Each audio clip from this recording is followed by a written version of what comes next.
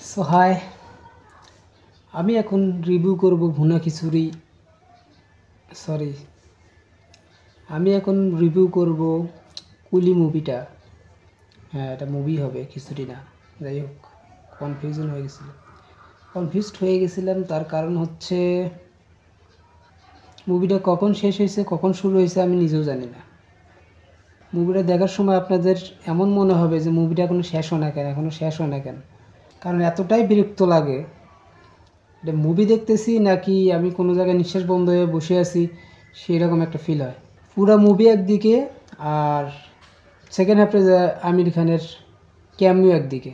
হতাশ হয়েছিলাম আমি মুভিটা দেখার সময়, ততটাই ভালো লাগছে আমার আমির খানের ক্যামিওটা দেখে। কারণ আমির খান বাইরে হওয়ার ক্যামিও শুরু হওয়ার পর থেকে মানে এতটা ভালো লাগছে যেটা মুখে ভাষা নেই আমার বলার।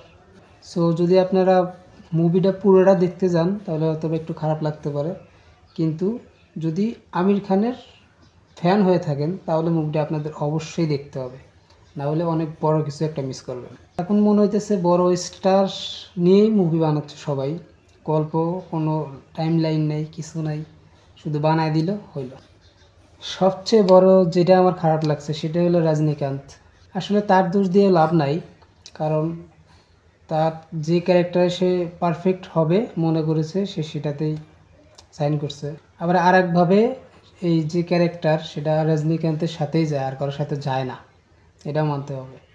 তো ওভারঅল বলতে গেলে মুভি ফার্স্ট হাফ আমার কাছে একদমই ভালো লাগে নাই, সেকেন্ড হাফ একটু ভালো লাগছে। সেকেন্ড হাফের পরের হাফ আমার কাছে একদম সবচেয়ে বেশি ভালো লাগছে, বিশেষ করে আমির খানের ক্যামিওটা। সো আপনারা যারা দেখছেন তাদের কাছে কেমন লাগছে সেটা বলবেন। যারা দেখতে চাচ্ছেন তারা একটু লো এক্সপেক্ট নিয়ে দেখবেন মুভিটা, তা না হলে ভালো লাগবে না। সবাই ভালো থাকবেন। So by.